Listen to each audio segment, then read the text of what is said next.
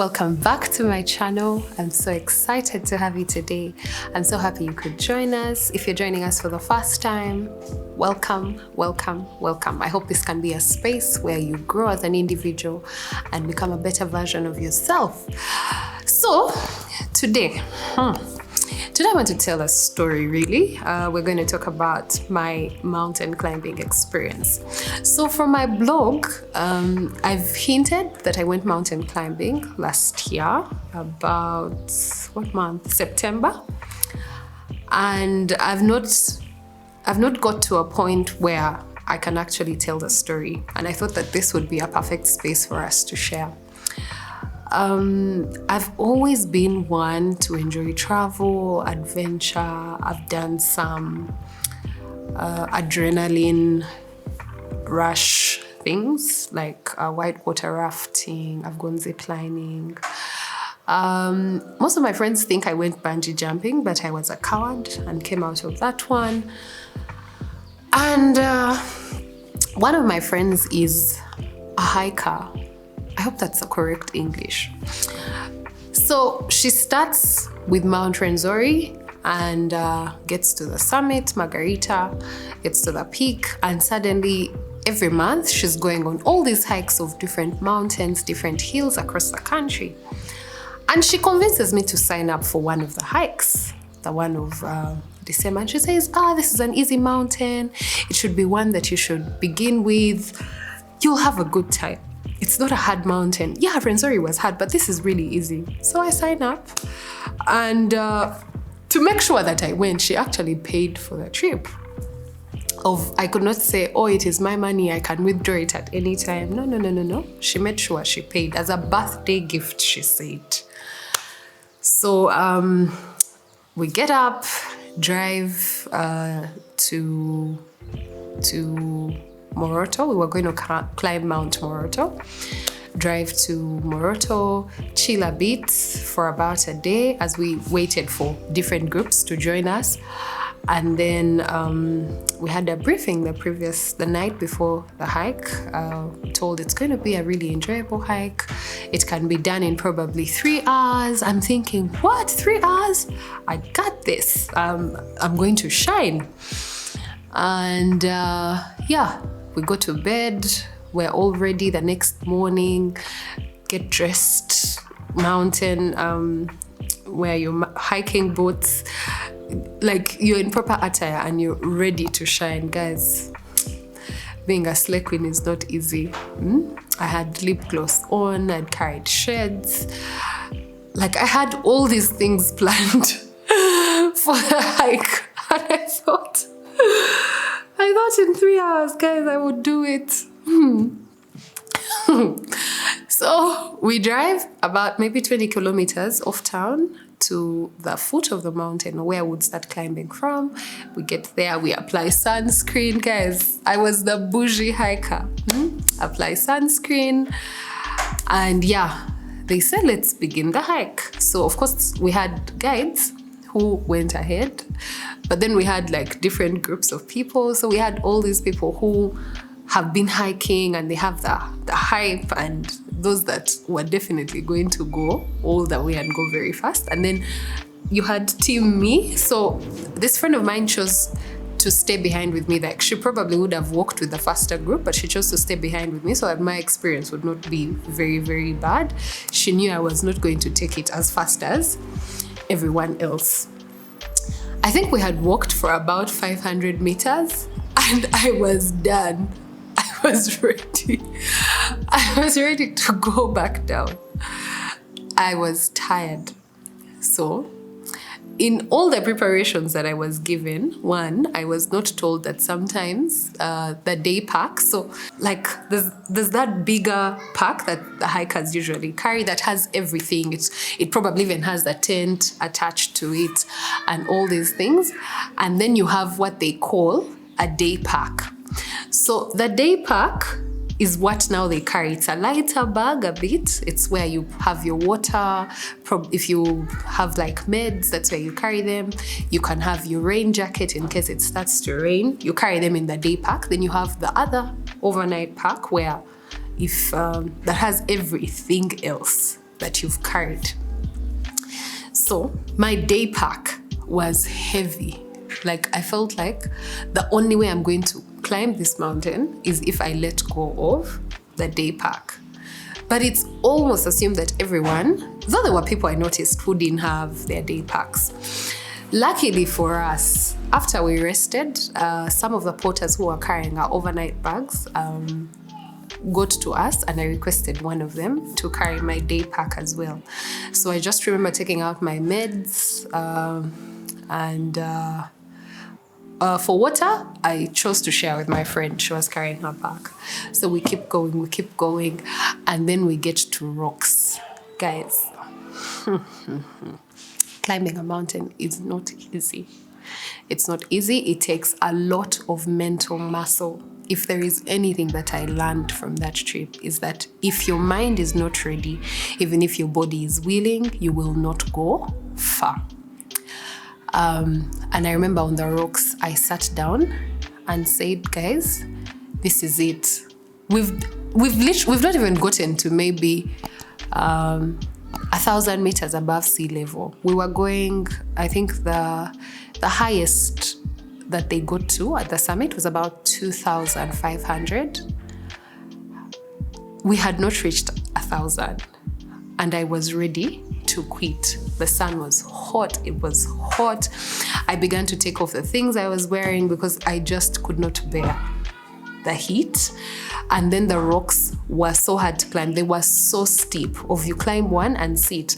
And then they keep saying, if you sit, your body is going to relax, and then it's going to be harder to keep going. So don't rest. Like, you can rest, but don't like sit and rest for probably like a whole 10 or 15 minutes. That's long. Your body will cool down. So hi everyone. I thought this was easy, but it takes an arm and a leg. Like I quit and we've literally walked. I don't know if you see the houses. Like, how many kilometers have we walked? I know. 3.5. It's been like 1.5 hours. 2. And they're like 7 to go. I'm so exhausted. Like I can't wait to like roll. Did you get lost? On the ground? No. Yeah. Oh yes. Yes, we did. And then we kept going. Luckily for us, somehow along the way, another friend joined us. Oh, she was a lifesaver. She had KB. I think it's what I needed. She had KB, and she kept telling me there's no trophy at the end. The one thing she kept saying is there's no prize money at the end. So it doesn't matter if you get to the peak at 6. The first person who got there is not going to get money at the end. And then she would keep saying, it's okay, if you want to rest, rest. So when she joined our small circle, somehow the journey became easy. We rested quite a bit.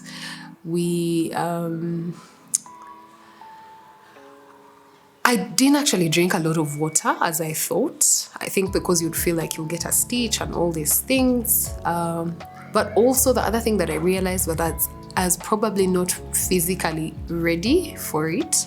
I should have been working out more prior to the trip, more than what I had been doing at the time. And what else? The night experience. Well, guys, I didn't get to the summit. Like, honestly, I didn't get to the summit, but I got to probably 2,000 feet above sea level. And for me, that was my summit, and I was so excited. Of course, the views are breathtaking. Like, it's so beautiful, and Uganda is a beautiful country. But like, I got to a point and my legs could not go any further. I was done. And then I had to get, one of the guides had to bring me back down to the base camp. In the night, of course, you sleep in a tent, you have a mattress, you have a sleeping bag. It's cold. It is cold. There are all these night noises and sounds.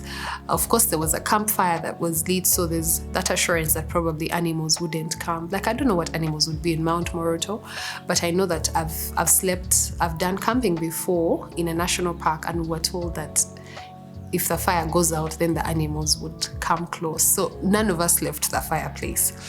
But for this particular trip, I slept. It was cold, so I had no use being outside. But most of the Karimojong or the porters that had gone up with us stayed awake all night. So there's that. But what are some of the things that I've learned? Like I mentioned, mental muscle. And it gave me the perspective that this is how our lives are every day. That we wake up and everything we're tackling is like a mountain we are climbing. You could choose to take it slowly, you could choose to rush, but is your mind ready to take on the challenge? Is your mind ready to face this particular mountain that is before you? But also that we should be patient with ourselves. If I had tried to keep up with the guys that got to the summit in about 1.5 hours, I don't know if I would have gotten any far. Yeah. So it's okay to take your time, be patient with yourself, be kind to yourself, and just set your goal and say, if I get to this point, I am happy. I was very happy with where I got to. I didn't think I would get there because I was ready to quit at 500 meters from the foot of the mountain. Like I was ready to quit, and yet I was able to get to about 2,000 meters above sea level. So what is your goal as a person? But also sometimes we need people in our lives who hold our hands. If my friend wasn't there and Pam, who joined us later, I don't know how far I would have gone. Sometimes in our lives we need people to encourage us every day or every step of the way, or someone to tell you that what you've achieved is good and you still need to go further, but take your time, take a rest, now take a break, or now do this. And they took the breaks with me. Sometimes they'll take the breaks with you. Sometimes they walked off and waited for me at a certain point. So sometimes you need people, and that's why they say choose your friends wisely or choose your circle wisely. These are the people who will hold your hand when it gets tough. But also remember that a little is better than nothing. So how far do you want to go in your life? What mountain are you facing? What hill do you want to climb? How do you achieve it? Take it, chew it one step at a time, and let's grow ourselves. Thank you so much for tuning in. Thank you for joining us today. I'm so happy that you could join us. Remember to like the video if you've enjoyed it, but also to share it with your friends and family, and also subscribe so that you can get notified every time that a new video goes up. If you set your mind to do something, then you can do it. When I started this journey, after about probably 100 meters or so, I was ready to go back to base camp. But then someone somewhere on the trail said, this is more about your mental muscle than anything else.